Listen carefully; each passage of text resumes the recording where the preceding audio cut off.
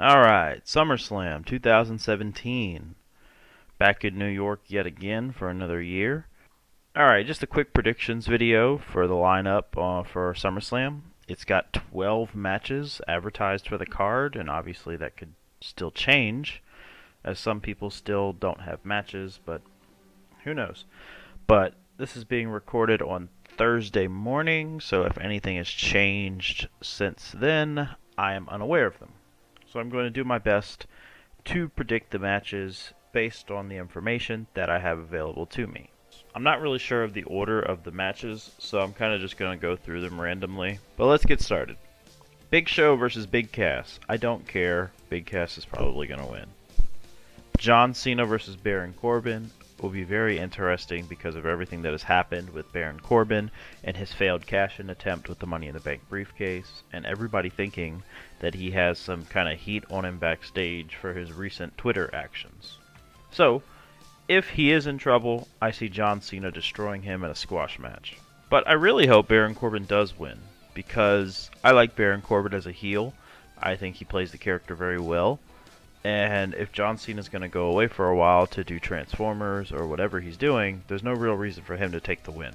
But it is Cena. My official pick is probably going to be Baron Corbin, though. Randy Orton versus Rusev, yet another match I'm not entirely into.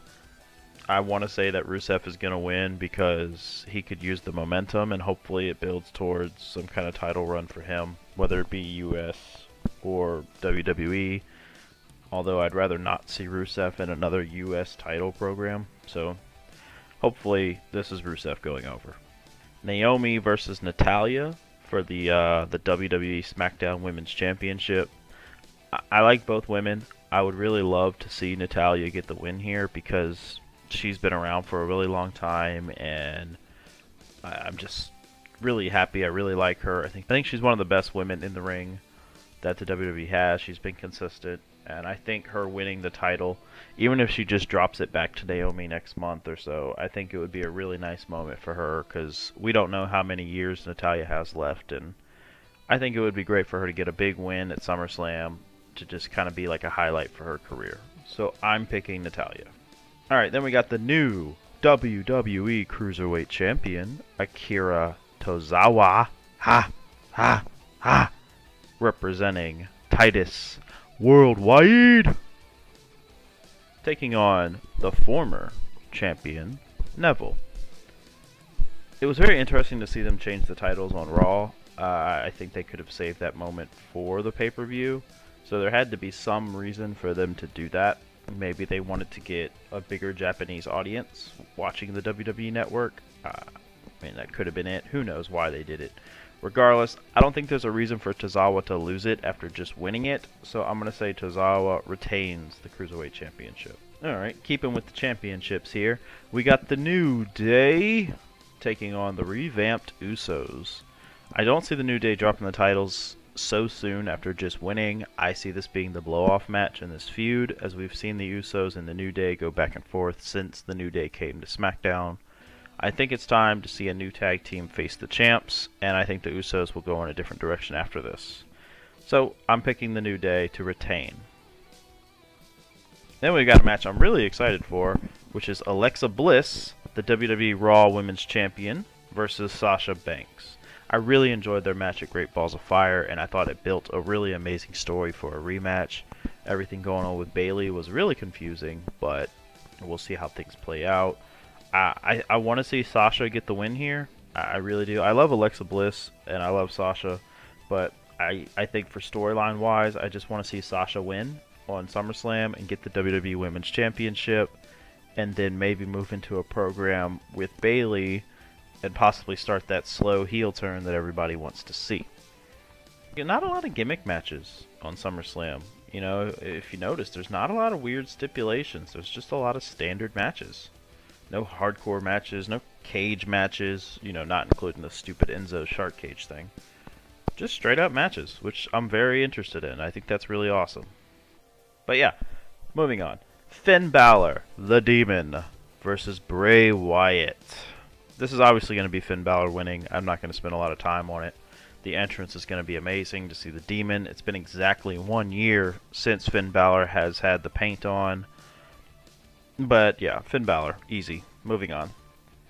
The Raw Tag Team Championships. Cesaro and Sheamus, who I'm loving their whole The Bar gimmick. I think it's great. I hope they keep going, you know, win or lose, but I like it. Versus Dean Ambrose and Seth Rollins for the championships, and I think this could be really interesting. It would be an interesting change of pace for Rollins and Ambrose to be the tag team champions. It would create a lot of stories going out of SummerSlam. So, sure, I want to see it. I want to see Dean Ambrose and Seth Rollins as the WWE Tag Team Champions, which would make Dean Ambrose the very first. No, would he be the first? I think Seth Rollins has already been Triple Crown and the Grand Slam. So it would make Dean Ambrose. It would give him the Grand Slam championships, having held the Intercontinental. Oh, wait. Seth Rollins has never held the Intercontinental Championship. So no, it would be Dean. Dean would be the one, because he would have held the WWE Championship, the Intercontinental Championship, the US Championship, and finally, the Tag Team Championships. So yeah, if Dean Ambrose and Seth Rollins get the win, that would be pretty memorable for Dean Ambrose.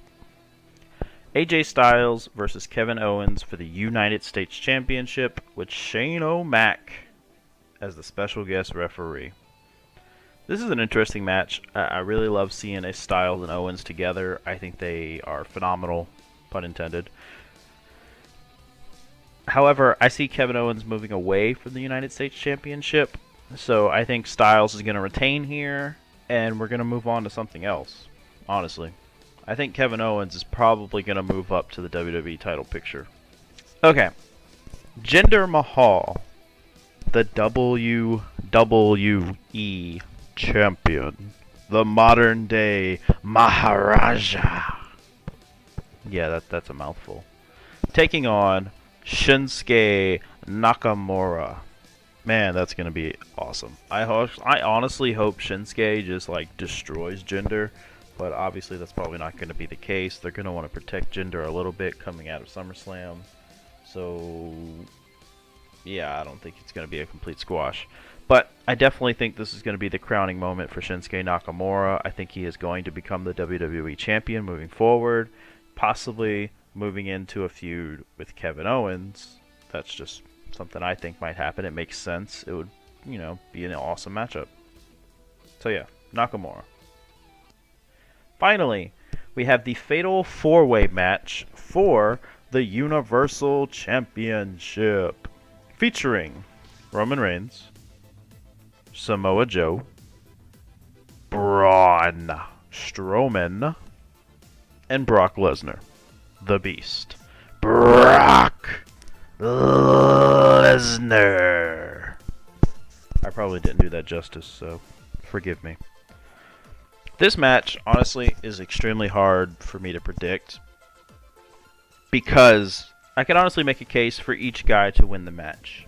Obviously, with all the UFC rumors with Brock Lesnar, which I don't entirely think are true. Lesnar could leave the WWE if he loses, but maybe they just want to take the title off of him, honestly. Roman Reigns, of course, you know, he's the little poster boy. He could win. That would be boring. Samoa Joe, it would be amazing to see Joe win the WWE Universal Championship. I think he deserves it. He's been a workhorse for many, many years, and I think it would be great for Samoa Joe. Honestly, I would love to see... You know what? I think I'm going to pick Strowman. Honestly. I'm doing this right now, obviously. I'm picking this right now. Braun Strowman, I think, is going to win the WWE Universal Championship because he is a monster, because he fits that heel build that I know Vince likes. And I know they like to have that strong heel champion that you know, you can have the hero chase into the next pay-per-view.